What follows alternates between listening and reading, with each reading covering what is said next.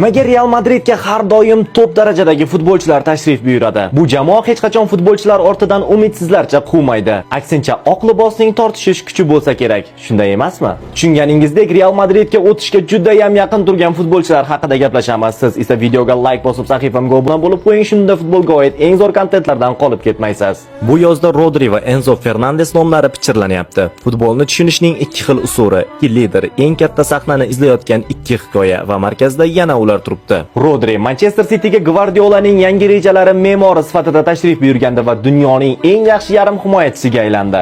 Oltin to'p sohibi, bir avlodning miyasi, o'zi sahnada bo'lishga muhtoj bo'lmasdan boshqalarni g'alaba qozontira oladigan futbolchi, sokin, vayronkor va eng muhimi mukammal darajada aniq o'ynaydi. Enzo Fernandes esa Chelseaga Benficadan juda ham katta bosim bilan kelganda va jahon chempioni bo'lib kelganda. Unda olov bor, unda vertikallik bor. U 24 yoshda va hali o'z cho'qqisiga chiqmaganini biladigan insonning ambitsiyasiga ega. Realning yarim himoyasiga lider kerak va Bernabeu sukut ichida bir savolni bermoqda. Bu joyni kim egallaydi? Kroos, Modric va Casemirodan keyingi motorni kim ishga sola oladi?